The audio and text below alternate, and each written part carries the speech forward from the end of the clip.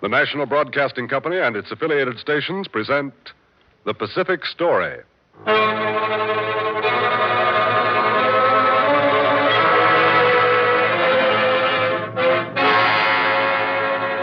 In the mounting fury of world conflict, events in the Pacific are taking on ever greater importance.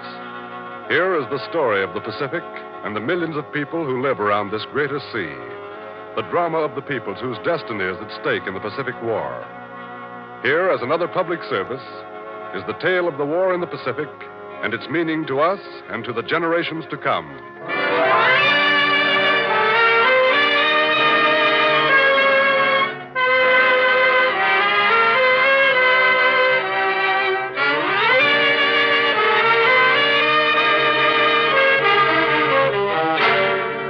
Homer Lee, Prophet of the Pacific.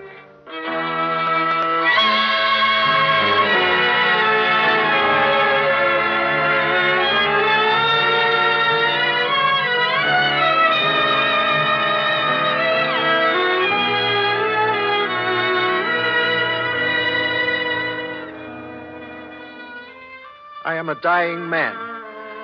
I can do nothing more for either of our two great countries.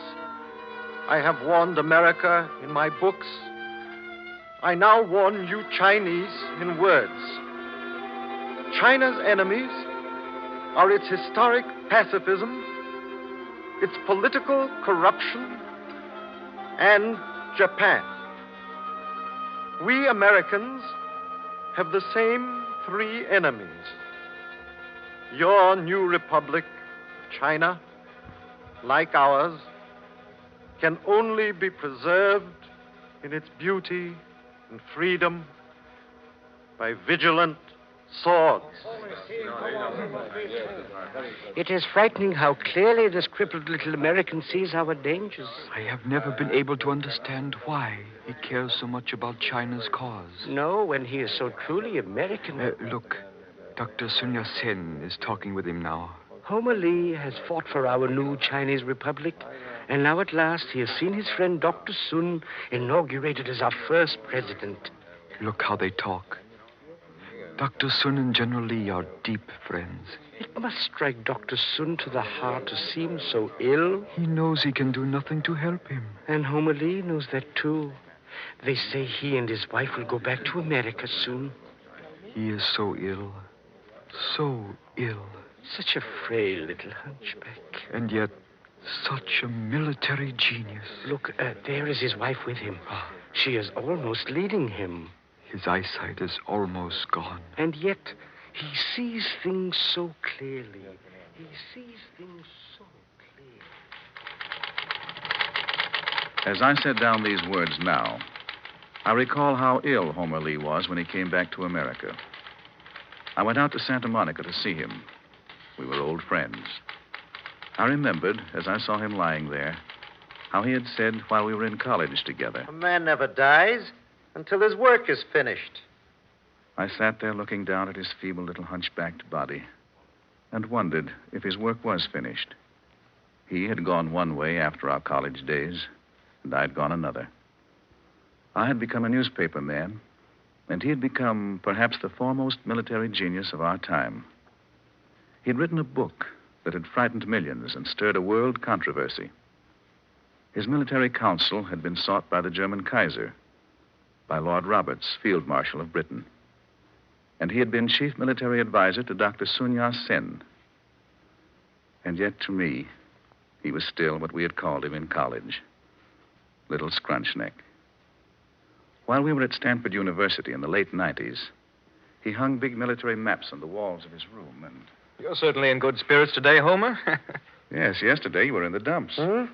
Well, just look at the map. Everything's going well. Well, who's fighting whom today? The Chinese rebels against the forces of the Manchu Empress. Uh-huh. And who's ahead? Well, the Chinese rebels are. You see these colored pins here and here? Yeah? Well, these pins here represent the rebels, and these represent the forces of the Manchus. What's the purpose of this war, Homer? Why, to free the Chinese from their Manchu rulers. Homer, where do you get all your ideas for these wars? You know, one day you have China and the United States against Germany and Japan. The next day you've got Germany against England. The evidence is all around us. that these wars are coming. Oh, Homer, please. They're coming as sure as you're standing there. And that's why I've worked out this civil war campaign against the Manchu Dowager Empress. But what's the purpose? All great careers are carved out by the sword. I'm going to carve out mine that way, too. With the sword? Well, how can you? My hunchback is no hindrance to me. Remember Byron in Greece? He was club-footed. Oh, yes, but Byron was a poet, and you're a... China will be my Greece. You'll probably get your head cut off in China. Oh, they'll have an awfully hard time finding my neck.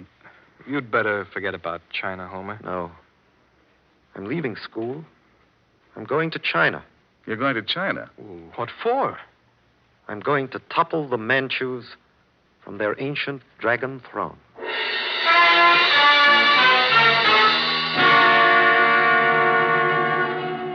Homer Lee left Stanford. We found out that the China Reform Association in San Francisco had sent him to China as a secret military agent. On his way across the Pacific, he kept his eyes open. He made notes on Hawaii and Guam and the Philippines, on how they could be attacked and defended. In China, he rallied several thousand ragged, pigtailed Chinese and marched on the palace of the Empress Dowager in Peking. Great numbers of white men, women, and children were besieged in the compounds and the legations. When the United States troops marched into Peking and the siege was lifted, the defenders of the compounds saw a strange sight. At the head of the Chinese volunteers was a frail... Is that a white man there? In the uniform of a Chinese general? Yes, that little hunchback. Yes, he's white. Can he be a real general of the Chinese army? He has the gold star of the emperor around his neck. If you could call that a neck. And those gold epaulets. Look at the size of them. Look at that sword he's carrying. Why, it's as big as he is. What is this? The triumphal entry of the victors or a comic opera? Those Chinese following him don't look as if they think it's very comic. Neither does he. Neither does he. Little Scrunchneck had gone to China to topple the Manchus off the dragon throne. He was heartbroken when the Empress Dowager bought peace from the powers and retained her throne. Alone, he made his way to Hong Kong. There he met a Chinese who had been a student at Stanford with him. I've given up all hope of reforming the Manchu court, Wang. It cannot be done. The Manchus must go. There is a man here tonight that you must meet. He is of the same opinion as you are. That the Chinese must rise against the throne? Yes. He is a Chinese medical student, a Christian. He is at the head of a great underground society. It is working day and night for the revolution. Who is he, Wang? His name is Sun Yat-sen. Sun Yat-sen. I think he is here in this group tonight. Do you see him here? Yes. Yes, there he is. Right over there. That man? Yes. Shall I take you over and introduce you? Oh, yes. Let's go over and talk with him. I'd like to learn about him. You are the only ones that are coming here, and I don't know why. Dr. Sun Yat-sen, may I present Homer Lee? Mr. Lee, how do you do? How do you do, Dr. Sun? Mr. Lee and I were students together at Stanford University. Oh, yes, at Palo Alto in California. Yes, sir. Dr. Sun, I should like to throw in my lot with you.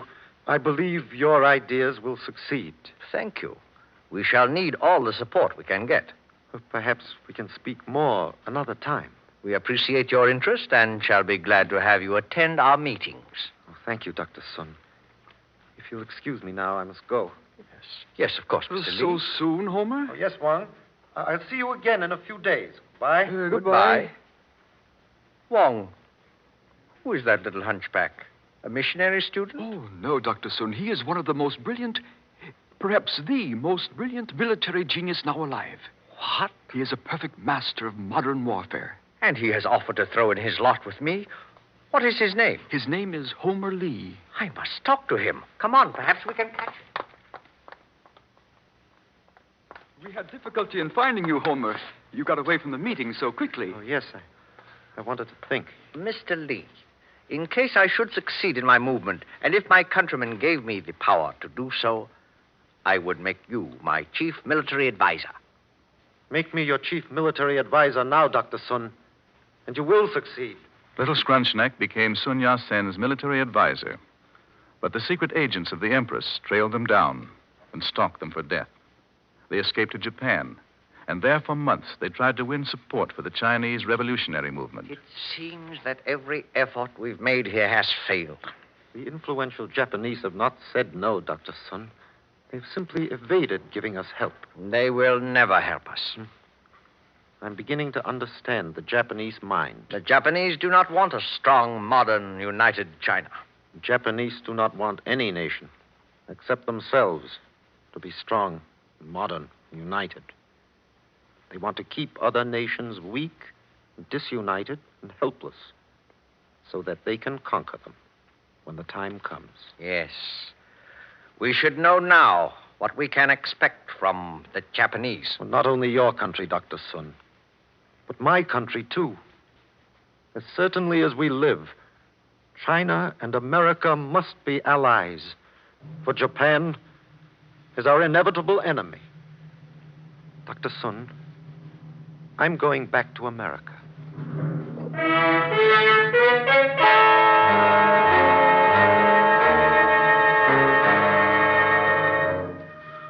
Homer Lee came back to Los Angeles in his uniform of a Chinese general. We, who were Little Scrunchneck's friends, were embarrassed, but not Homer. Some of the people around Santa Monica, where he had his house on the beach, scoffed at his stories of what was happening across the Pacific and the part he was playing in it. Particularly, we were amused by what seemed to us his insistence on playing soldier. What are you doing out here, Homer? Organizing your own private little drill company? That's my volunteer army of Chinese students. Army? Mm-hmm. I lecture them on the arts and sciences of modern warfare. Sergeant O'Banion out there drills them. Sergeant O'Banion? Just step out here on the porch. See him out there? Oh, he's a giant of a man. And a good soldier. He's an ex-sergeant of the 4th U.S. Cavalry. Used to be a captain in the Philippine Constabulary. And he can drill a troop or a tooth with equal efficiency. You must have a couple hundred volunteers out there. More than that. One of these days, I'm going to take them back to China and take over the revolutionary movement. Uh-huh. Costs a lot of money to do that, wouldn't it? Money's no problem. Come into the house. I want you to meet a man. Most of us scoffed until we discovered that some of the most distinguished Chinese of that day had come there to confer with him. Dr. Sun Yat-sen made the house his official headquarters. Prime Minister Kang Yu-wei lived there in his dazzling Chinese robes. And Prince Liang Ki-chu, dressed in gorgeous silks and with great wealth, took up quarters there. Homer talked to them about the aggressive powers rising in the world. My own country here, as your China, is blind to the dangers that lie ahead. America has great prestige, but against the predatory powers, it's defenseless. America and China must be allies against Japan. If the Japanese knock out Manila and Hawaii, they'll come in hordes and overrun the California coast. With that thought in mind, Little Scrunchneck explored the 2,000 miles of the beaches, bays, inlets, and mountain passes of the coast. When he was too sick or too weak to struggle through the sand and over the mountains, big Sergeant O'Banion picked him up and carried him like a child. Put me down, Sergeant. Can you see all right from here, General, or should we go up higher? Oh, no. Put me down, Sergeant. This is all right. All right. There we are. Thanks. Look at that canyon down there, General. Like a corridor from the beach right up to this pass. Yeah, we could mount guns in these places, though. There are hundreds of places like this, Sergeant. Oh, let me have my chart, my pencil. Yes, sir. I got them right here in the bag. Thank you. I'll sit down right here. Now, do you really have to draw all these maps, General?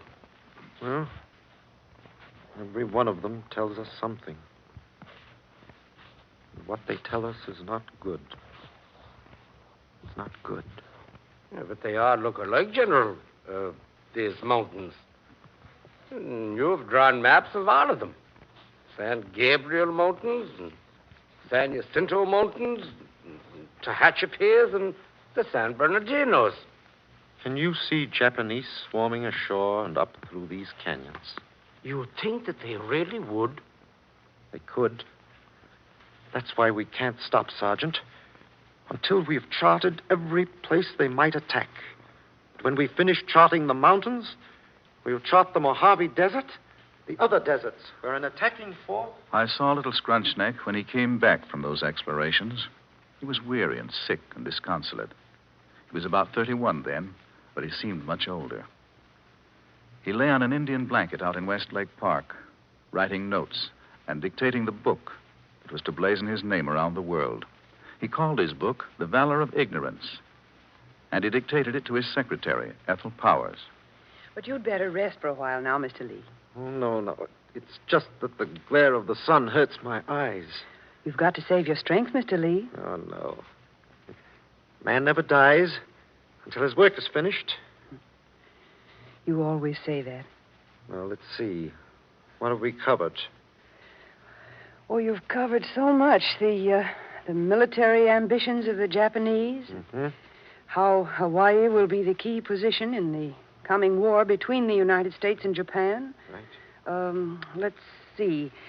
How the Japanese will take the Philippines, and how the Japanese will try to invade the United States along the coast of Washington and Oregon. Mm-hmm. And Ethel, if the Japanese ever got possession of the coast, they could drive us back over the mountains.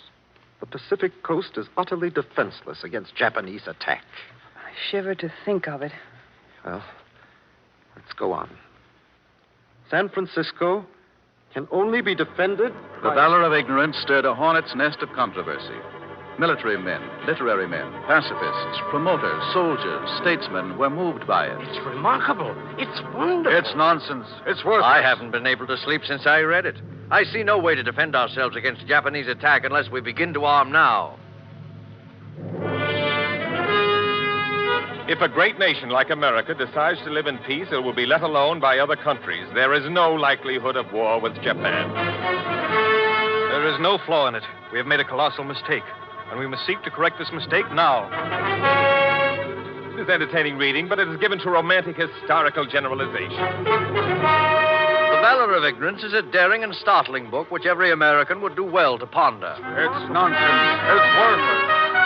It's nonsense.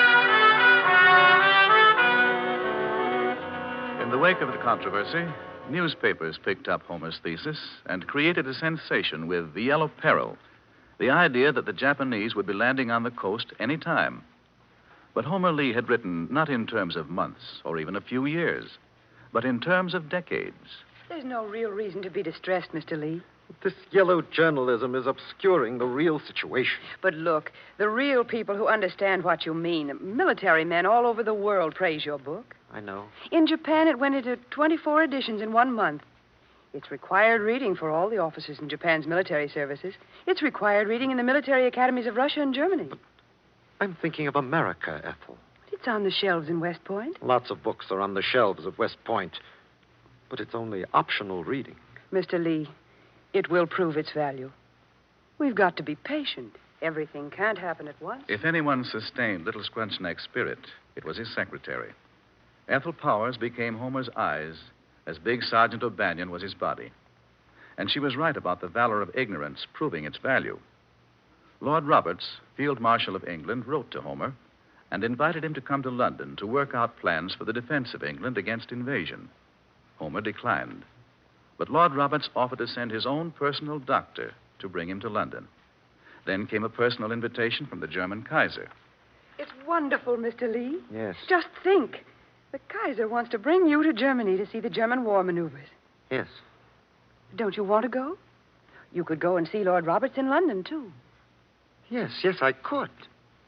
I could see both the British and the German war machines. Maybe I could get the German and British governments to back Sun Yat-sen. And maybe you could see that famous eye doctor in Germany while you were there. We'll go, Ethel, we'll go. While we're there, we can gather material for my next book. We? Yes, we, Ethel. You helped me so much with the valor of ignorance, and I want you to share everything that comes of it. Ethel, would you marry me?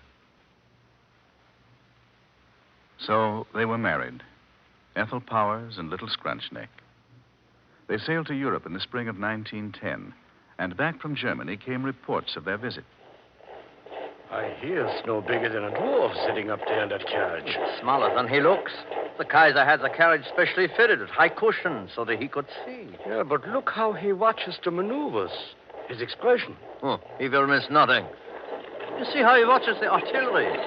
He is an odd sight in that full-dress uniform of a general. His body does not matter.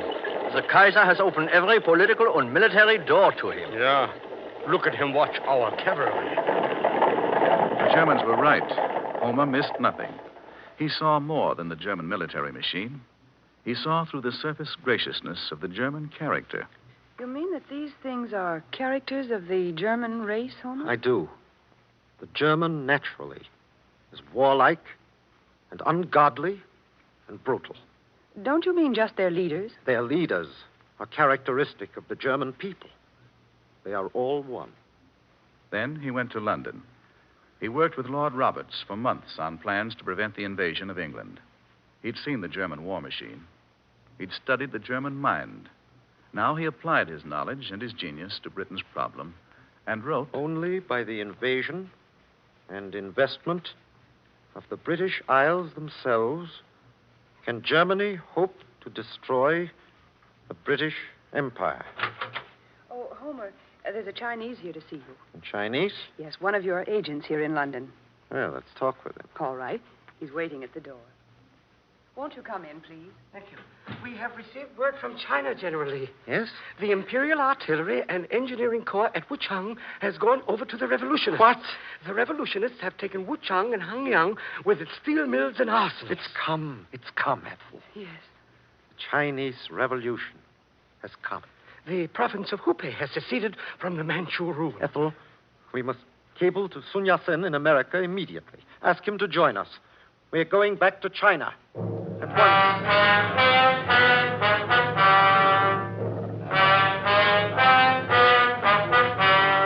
As your physician, my advice to you, General Lee, is that you forego your journey to China at this time. But this is what I've been waiting for all my life. You're a very sick man. This time, the Manchus will be toppled off the dragon throne. Well, let's not go now, Homer. We can go when you're better. If you go now, General Lee, it may cost you your life. Man never dies until his work is finished.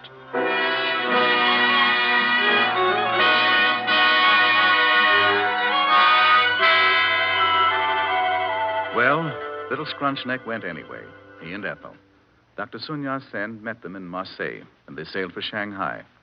Ethel took care of him, and throughout the 30-day voyage, he wrote feverishly to finish his new book, The Day of the Saxon, the threat of Germany to the British Empire.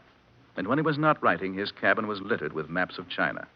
For now, he was again Lieutenant General of China's armies, and he was working out his campaign against the Manchu throne. You should not be up on deck here, General Lee. Oh, this salt air invigorates me. You've worked out your three people's principles, Dr. Sun? Yes, but they were probably better expressed by your Abraham Lincoln. Government of the people, by the people, and for the people.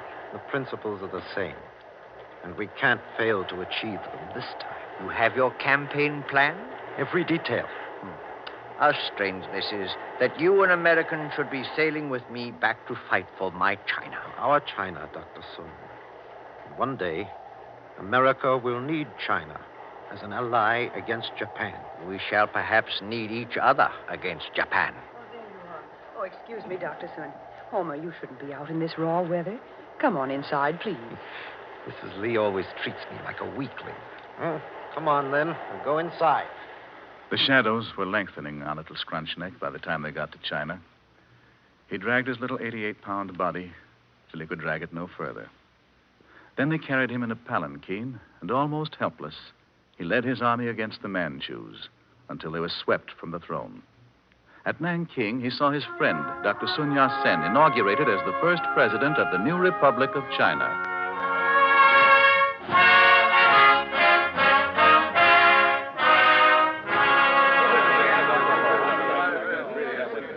Congratulations, my deepest congratulations to you, Dr. Sun. Thank you, General. Do you know the song the band just played? I know. It was God Be With You Till We Meet Again, wasn't it? Yes. The first part of our task is done. I cannot express all that China owes you, General Lee. I must give you one last word of warning, Dr. Sun. Free China will die unless there arises from her the militant spirit of another martial monk. And if he does not come, republic or no, the hour of your ancient kingdom has come. I know, General. The great fight lies ahead. But why do you say a last word of warning? Because I am going back to America. The darkness is closing in on me. Don't say that, Homer. You must go back and rest. I wish that I could go back with you to your beach house in Santa Monica. Goodbye, Dr. Sun. Goodbye, General Lee. Goodbye. Goodbye, Dr. Sun. Here, take my arm, Homer. I'll lead the way. Yes, the darkness was closing in on the frail little hunchback. He was almost blind, and his valiant heart was failing. They carried him aboard ship on a stretcher and brought him home to California. I saw him in those last days at Santa Monica, his feeble little hunchbacked body lying there as if it were not real. We talked about our college days. We didn't really talk much. Most of what we meant was in what we didn't say. But I remember how he looked up at me and said, Must I die, not knowing if my work is finished? Well, the life in his struggling heart flickered out. In the 36th year of his life, the darkness closed in on him.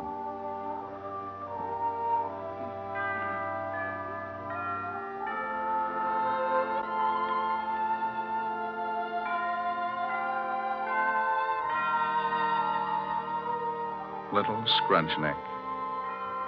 In the hushed, eloquent hours before the last words were said over him, his poor little body lay dressed in his resplendent uniform, with his long sword at peace at his side.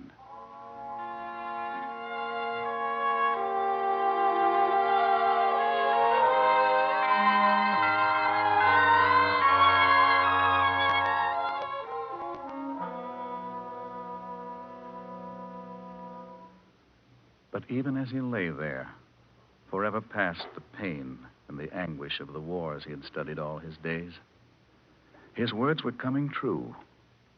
He had seen with almost mystic insight forces were already at work in the world, spawning World War I, and as its sequel, World War II. The distant drums were throbbing, and 2 years after his death, Germany was at England's throat. The world was engulfed in World War I. 20 years later, Adolf Hitler was to steal 2 paragraphs from The Valor of Ignorance and put them into his own book, Mein Kampf. And 30 years later, the Japanese were to strike at Hawaii, were to invade the Philippines at precisely the place he had foreseen, were to sweep like a mighty tidal wave of destruction through the Pacific, and were to be fought by China and America as allies. For Homer Lee, with his failing eyes, had seen far beyond the vision of mortal man.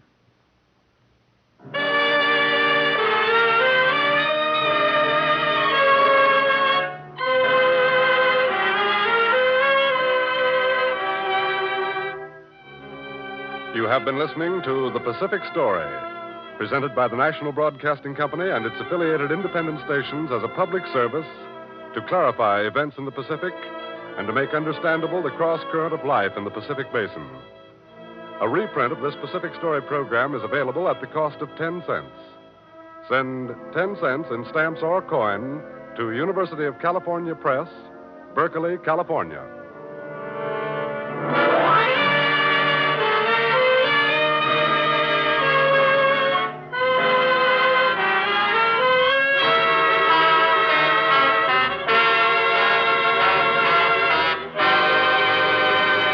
The Pacific Story is written and directed by Arnold Marquis.